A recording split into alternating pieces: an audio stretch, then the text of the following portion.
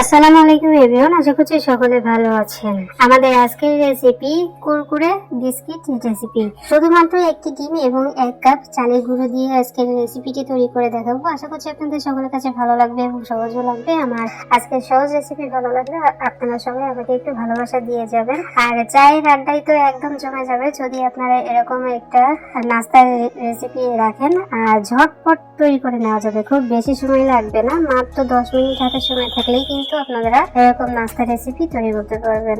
তো কথা না বাড়িয়ে চলে যাচ্ছি নাস্তায়। নাস্তা তৈরি করার জন্য আমি একটা বলে দিয়ে দিচ্ছি নরমাল টেম্পারেচারে থাকা একটা ডিম, আর দিয়ে দিব 1/2 কাপ মতো চিনি। আমি এখানে আমার পছন্দ মতো মিষ্টিটা ব্যবহার করেছি, আপনারা চাইলে আরো একটু কম বেশি করে ব্যবহার করতে পারেন। তারপর দিয়ে দিলাম সামান্য একটু লবণ। মিষ্টিতে সামান্য পরিমাণে একটু লবণ দিলে কিন্তু খেতে দুর্দান্ত লাগে। এখন আমি এই সমস্ত উপকরণগুলো খুব সুন্দর করে হাত দিয়ে মেখে নিচ্ছি, মানে ফেটিয়ে নিচ্ছি, যতক্ষণ না পর্যন্ত চিনি গলা যাচ্ছে ঠিক ততক্ষণ পর্যন্ত।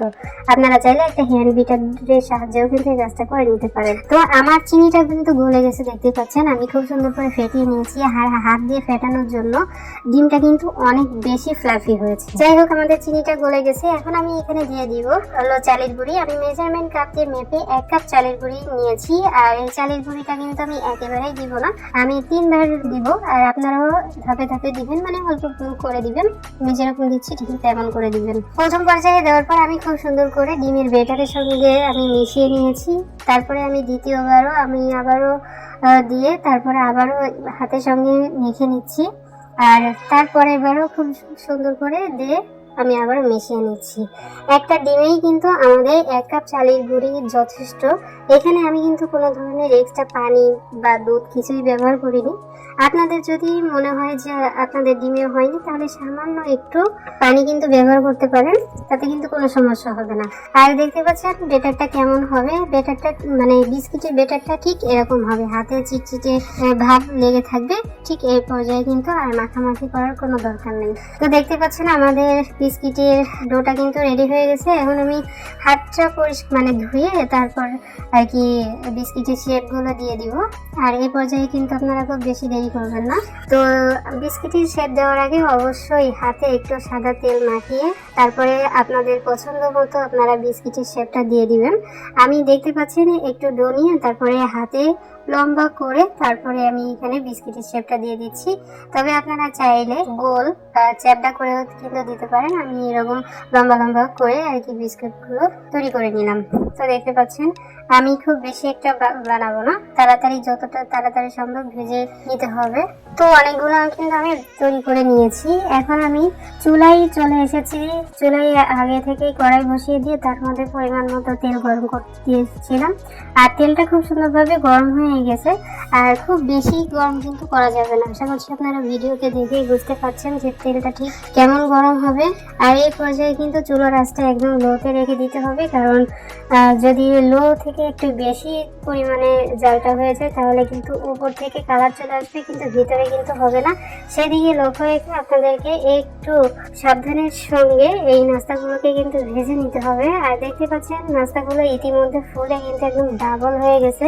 কতটুকু দিয়েছিলাম আপনারা ভিডিও যদি একটু টেনে দেখে আসেন তাহলে বুঝতে পারবেন যে নাস্তাগুলো আসলে কতটা ফুলেছে, কতটা সুন্দর হয়েছে। ঠিক আছে। আর এই পর্যায়ে আপনাদের নাস্তাগুলো একটু সাবধানের সঙ্গে উল্টাতে হবে, কারণ এই পর্যায়ে নাস্তাগুলো কিন্তু অনেক বেশি সফট। সেক্ষেত্রে আপনাদেরকে একটু সাবধানের সঙ্গে এই কাজটা করে নিতে হবে। তো দেখতে পাচ্ছেন কথা বলতে বলতে চলে এসেছি। প্রায় 2 মিনিট আমি ভেজে নিয়েছি মাত্র নাস্তাগুলো।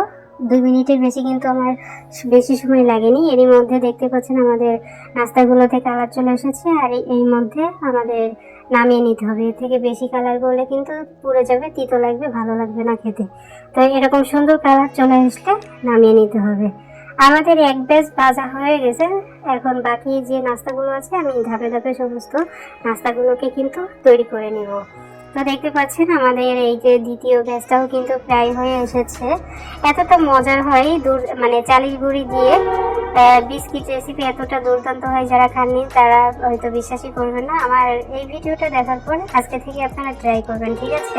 আর এরকম নাস্তা তৈরি করে আপনারা কিন্তু মাস জুড়ে সংরক্ষণ করে কিন্তু খেতে পারবেন। ঠিক আছে। আর চায়ের সঙ্গে তো দুর্দান্ত একটা নাস্তা রেসিপি হয়েছে। মাত্র 30 মিনিট হাতে সময় থাকলে কিন্তু আপনাদের এরকম একটা নাস্তা তৈরি হয়ে যাবে। আমি মনে করি যে 30 মিনিট লাগবে না, মাত্র 15 মিনিট হাতে সময় থাকলে কিন্তু এরকম দুর্দান্ত একটা নাস্তা তৈরি করা যায়।